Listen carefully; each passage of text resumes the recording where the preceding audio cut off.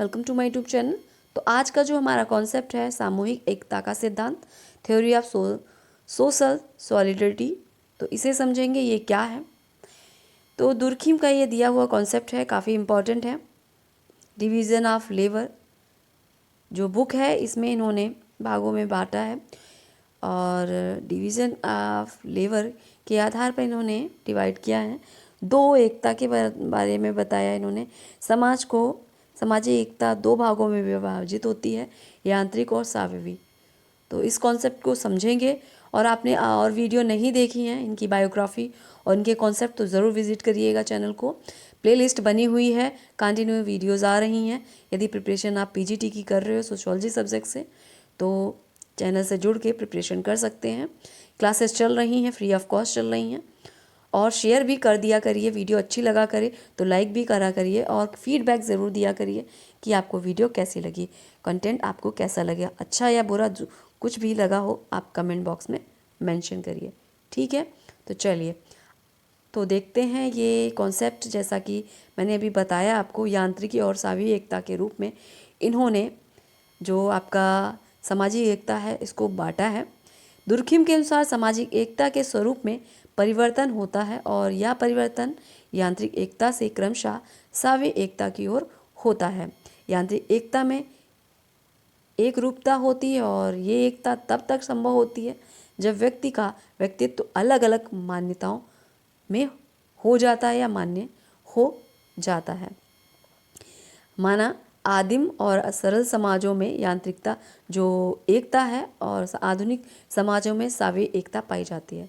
जो आदिम समाज था, पिछला कहने का मतलब जो आदिम युग का समाज था वो कैसा था? सरल समाज था, यांत्रिक एकता थी उसमें पाई जाती थी दुर्खिम के अनुसार।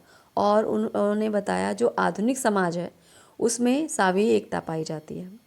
सामाजिक एकता के इन दो स्वरूपों की प्रमुख विशेषता यह होती है कि इसमें से प्रत्येक अवस्था में एक विशिष्ट वैधानिक व्यवस्था पाई जाती है। यांत्रिक एकता वाले समाज में दमनकारी कानून तथा स्वाभाविक एकता में समाज में प्रतिकारी कानून का प्रचलन होता है। दमनकारी कानून यांत्रिक एकता की अवस्था में होते हैं और आदिम या यांत्रिक एकता इसी आधार पर कार्य करती है। प्रतिकारी कानून जो इन्होंने दमनकारी कानून बताया, यांत्रिक एकता की अवस्था बताई। दमनकारी कानून में ही यांत्रिक एकता पाई जाती है। अब दमनकारी कानून क्या होता है? दमनकारी कानून होता है आपका, दमनकारी कानून जो होता है वो आदिम समाजों में पाया जाता था, जहाँ की सामूहिक चेतना या इच्छा के विरुद्ध कार्य समझे जाते थे तथा दंड उन्हें दिया जाता था जो कि सामूहिक इच्छा का उल्लंघन करते थे और सामूहिक भावनाओं को ठेस पहुंचाते थे। दमनकारी कानून जो होता है उद्देश्य अपराधी द्वारा की गई क्षति को की पूर्ति नहीं है। यह कानून तो समाज में नैतिक संतुलन बनाए रखने और सामूहिक इच्छा को पुनः स्थापित करने के लिए होता था। नैतिकता और वैधानिक उत्तरदायित्व सामूहिक होता था और जो समाज है वैधानिक जो पद परंपरा के अनुसार ही उन्हें मिलता था। यही जो परंपरा है आदिम समाज में पाई जाती थी। दुर्खिम कहते हैं कि समाज में एक इस प्रकार की सामाजिक एकता पाई जाती है जो कि उस समाज के सभी सदस्यों में सामान्य रूप में पाए जाने वाले विचारों या अनुभूतियों से उत्पन्न होती हैं।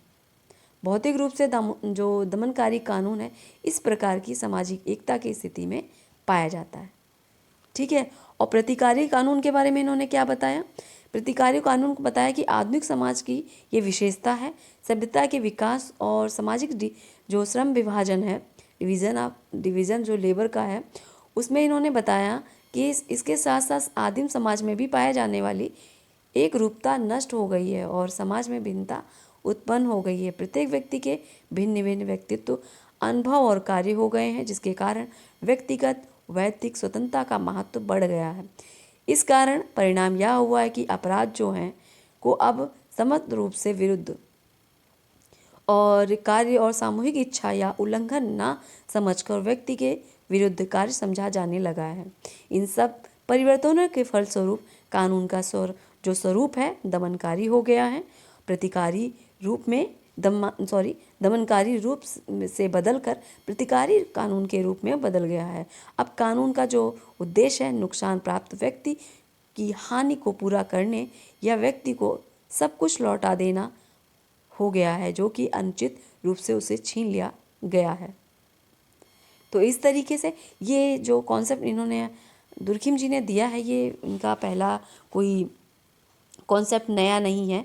इसका जो वस्तु विश्लेषण जो किया था प्लेटो, अरस्तु, सेंट साइमन और काउंटे स्पेंसर मिल जैसे जो थिंकर हैं, इन्होंने पहले से ही उल्लेखनीय रूप से प्रस्तुत कर रखा है।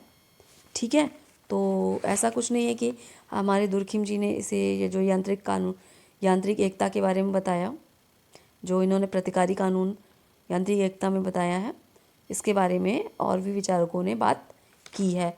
और ये थोड़ा सा हम ये भी देख लेते हैं, जो इन्होंने जो अभी मैंने जैसे कि बताया, इन्होंने यांत्रिक एकता और सावयवी एकता के बारे में प्रस्तुति किया। तो यांत्रिक एकता क्या होती है, इसको भी हम डिटेल में देख लेते हैं थोड़ा।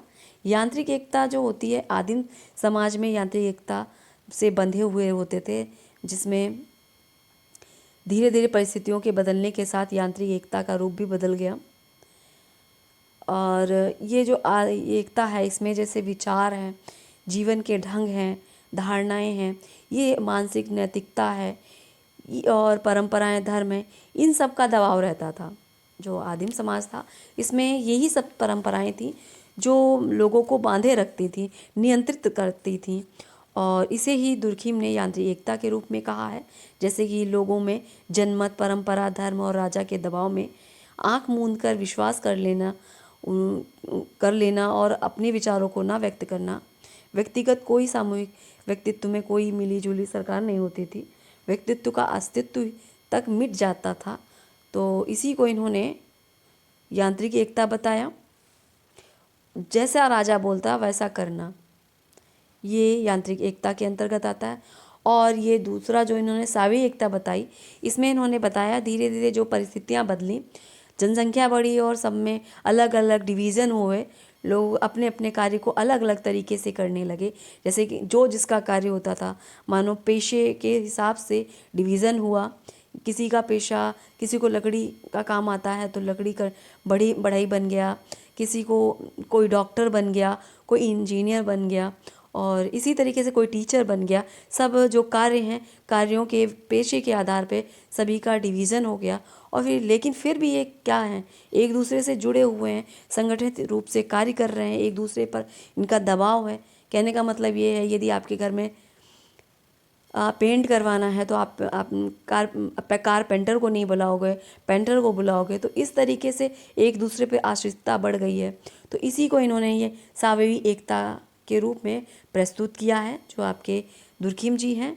सावयवी एकता का सिद्धांत आपके जो हर्बर्ट स्पेंसर है, उन्होंने भी बताया था। तो उन्होंने तो जो बताया था शरीर के माध्यम से एकता के रूप में व्यक्त किया था। तो दुर्खिम ने यहाँ पे जो एकता बताई है, सावयवी एकता, यहाँ पे उन्होंने जो लोगों का डिवीज़न है लेबर के आधार पर, व्यवसाय के आधार पर, उसे जो संगठन और एक सावयवी रूप में कार्य कर रहे हैं, उनको इन्होंने बताया कि हाँ, यही डिवीज़न है जो इस कार्य को करता है।